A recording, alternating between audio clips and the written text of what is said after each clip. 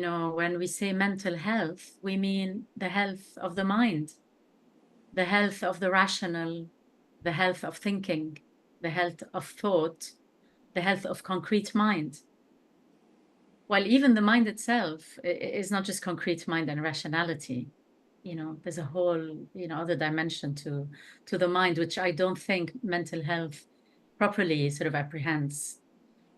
The other aspect of the problematic with the term for me is that it's a split off way of looking at health and well-being in general. Because as humans, we are complicated and complex beings.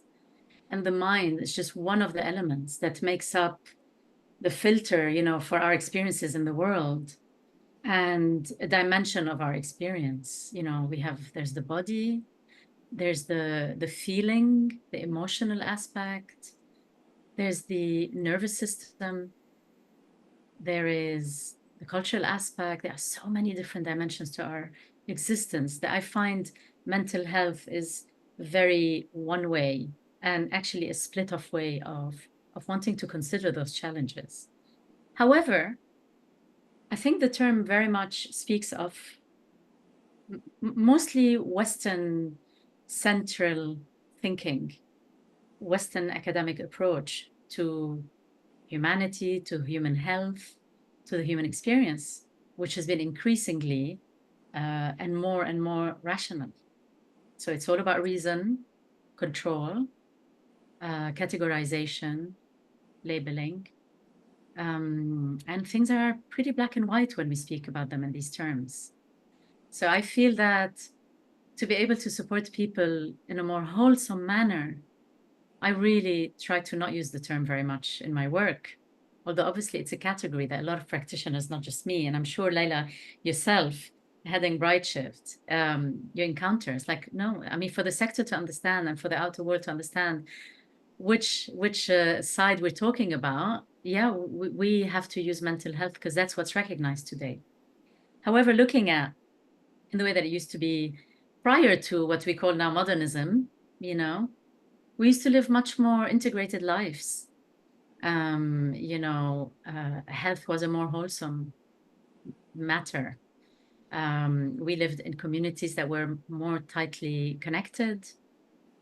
We had healers and medicine people that were at the heart of the community. We had rites of passages that were built into our daily lives that accompanied children from when they were babies until they were infants and all along until they were senior, accompanied by the community. These transitions were acknowledged, they were supported, they were celebrated. All of these aspects that don't exist now have sort of fallen apart. And so health is no more the affair of the village as it used to be. We need to go to specialists. And so we're split up like that. We'll go to a mental health specialist that will deal with our mind. We'll go to the person that deals with digestion and we'll, for our problems. And often when clients come to mental health, I'm doing this with my hands, practitioners, we might actually tap onto what's happening in their digestive system because it's all interrelated. And so that's kind of what I mean. And just to finish up with this question, although it's such a vast topic that I can talk about forever. I think what psychosynthesis also brings is this spiritual aspect. And today when we say spirituality, it trigger quite a lot of cliches and stereotypes, perhaps. But what psychosynthesis means by spirituality is this idea that deep inside we are all whole, even if sometimes we might feel a little bit broken. We are whole. And this wholeness in us is the best way of describing it sometimes is that place that some people go to when they meditate, when we find a sense of peace, when we have an experience of love with our child, with our partner, with God, with nature. There is a sense of that we all have at the core of who we are, almost a store of wholeness. That is what we mean in psychosynthesis by spirituality, is this abstract sense of something way bigger than ourselves that is personal to us, but also very universal.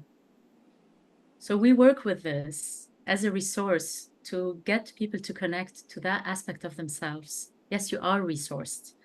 You know health, you carry health. You know wholesomeness. You have split up along the way to survive, to find ways to be in the world, to defend against this and that, to feel accepted in society. You've done things. You might sacrifice some parts of you.